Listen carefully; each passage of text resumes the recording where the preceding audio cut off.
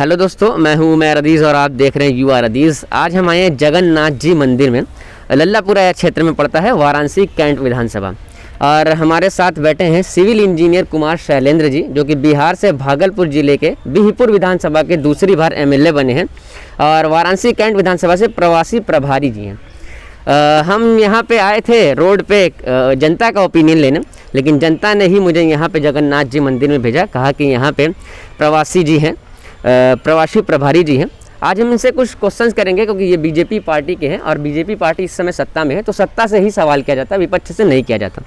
ठीक है, तो शैलेंद्र जी, सबसे पहले मैं आपसे ये जानना चाहता हूँ कि 2022 विधानसभा की क्या तैयारियाँ चल रही हैं और इस समय आपका क्या क्या डेवलपमेंट एरिया और रहेगा और क्या क्या डेवलप और करने जा रहे हैं आप लोग?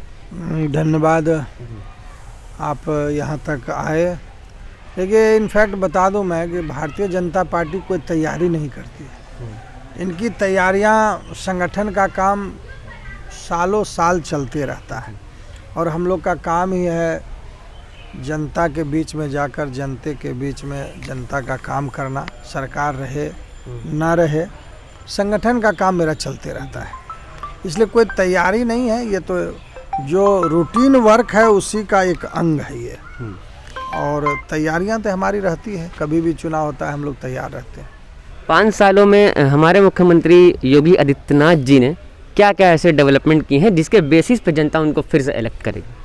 देखिए, समीक्षा सरकारें से होती है।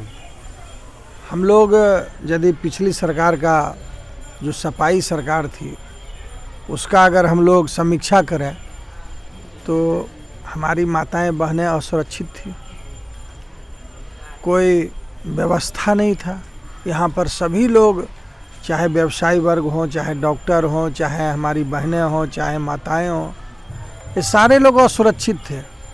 अभी साफ दिख रहा है कि हमारे सारे लोग सुरक्षित हैं, साफ साफ दिख रहा है। तो मुद्दा तो यहाँ विकास बनाम विनाश का है। तो हमारी सरकारें विकास कर रही है और दिख रहा है लोगों को।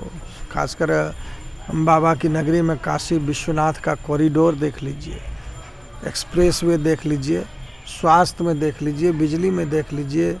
इस महामारी में, इतना बड़ा महामारी कोरोना में भी सभी को अनाज घर में मिला है, इससे बड़ा बात और क्या हो सकता है? देखिए, मैं क्रॉस क्वेश्चन ज़्यादा करता हूँ, आप माइंड मत करिएगा। आप कोरोना की बात कर रहे हैं, तो कोरोना में हमने उन लोगों को भी देखा है जो टोटो में और ट्रॉली पे चलते हुए बिना ऑक्सीजन के मर गए हैं। हॉस्पिटल में ऑक्सीजन की कमी की वजह से लोगों की मौतें हुई हैं। इस बात पर क्या कहना चाहेंगे आप? देखिए,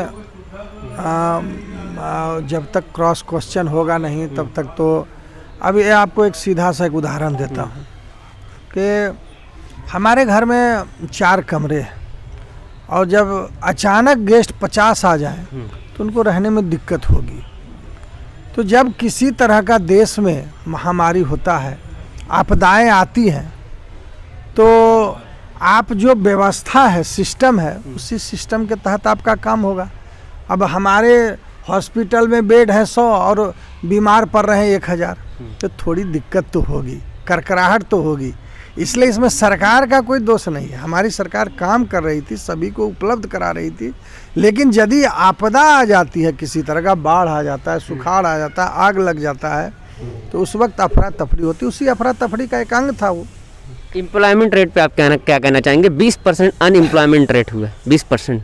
देखिए, सब दिन जो है विरोधी यही बात कहते रहेगा कि एम्प्लॉयमेंट। नहीं, मेरा सवाल आप विरोधी की वजह से मत लीजिएगा। लेकिन नहीं, विरोधी का ही ये कहना है। हमारे जो वोटर्स हैं, हमारे जो सपोर्टर्स हैं, या जो आम जनता है, उनका भी हम आप ही के माध्यम से सुन रहे हैं, आप ही के मीडिया के माध्यम से सुन रहे हैं कि हम लोग अब स्वरोजगार कर रहे हैं, हम लोग आत्मनिर्भर हो रहे हैं। तो थोड़ा अभी, चूँकि जनसंख्या भी बढ़ते रहती है, अभी मान लीजिए एक गांव में हम लोग विद्युतीकरण कर दिए, जनसंख्या बढ़ी, वो चला गया, दूसरा टोला बन गया, तो वहाँ पर फिर बिजली, वहाँ पर गैस, वहाँ पर अन्य सुविधाएं पहुँचाने में समय लगेगा। तो ये तो होते रहेगा, निरंतर है, ये प्रकृति का नेचर है। रोजगार बढ़ेगा, बेरोजगारी भी बढ़ते रहेगी। इसलिए विरोधी ये बात करेंगे, लेकिन हमारे देश के जनता लोग खुश हैं कि काम मोदी जी बहुत कर रहे हैं। महंगाई पे क्या कहना चाहेंगे? पेट्रोल 100 रुपये हो गया है, गैस सिलेंडर 1000 रुपये हो गया है, सरसों के तेल भी बहुत ज़्यादा आसमान छू रहे हैं, इस पे क्या कहना चाहेंगे? अब ये बताइए कि जो ये भी विरोधी ही कह रहे हैं, क्योंकि उनको कोई मुद्दा है ही नहीं। वो क्या बताएंगे कि सरकारें अच्छा काम कर रही हैं, हमारी माताएं सुरक्षित हैं, हमारी बहनें सुरक्षित हैं, विद्यालय में जो है सब चीज़ का सुविधा मिल रहा है, डॉक्टर के यहाँ अस्पताल में सुविधाएं, और वो क्या कहेगा? वो तो कुछ नहीं कहे, उसको तो केवल मुद्दा में दिखाई देता है। अब ये बताइए कि जो किसान जो है अपने खेत में सरसों उपजाता है, उसको यदि फसल का ज़्यादा दाम मिल रहा है तो वो महंगाई नहीं हुआ?